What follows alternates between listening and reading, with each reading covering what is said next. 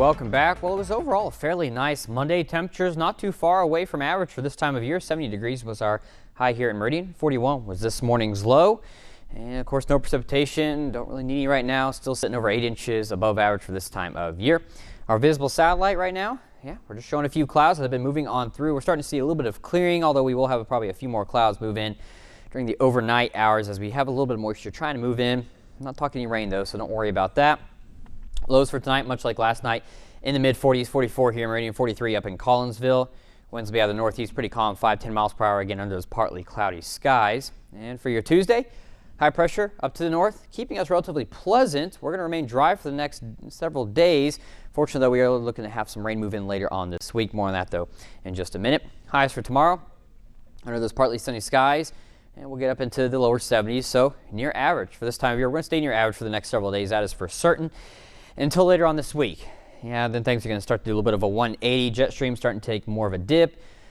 A cold air mass to the north of it, down to the south of it. We're still looking at a cold front rolling on through. Not nearly as cold as up to north, of course. That's the good news. But we're still going to dip well below average for this time of year. And how's that going to set up? Well, we've been talking about this now since last week. Our flow, as you can see, is very east to west. There's not a lot of north-south movement along with this.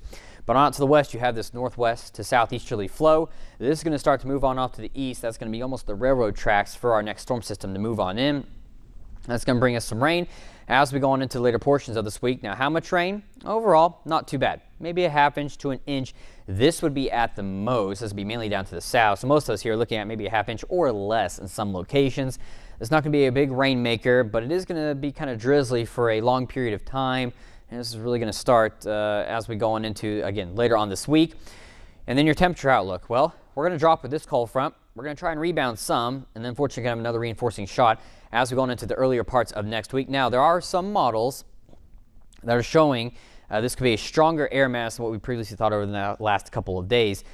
Some models in particular, the two main ones we use actually, are only getting our highs on Tuesday into the lower 40s. So, jury's still out on that. A lot could change, but I just want to make you aware of that. Tuesday's not going to show up on your 7-day planner, but we're keeping our eye on it. Again, out past 7 days. There's still a lot that could change. So this is not locked in by any means. Just cooler weather, though, is pretty much going to happen. We can almost guarantee that one as we go from your Saturday into next week.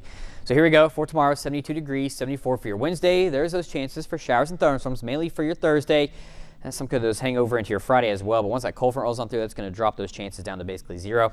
53 for a high on your Friday. And we do have a freezing day, or freezing night, I should say. Friday night into Saturday morning could get near freezing, so we'll watch out for that.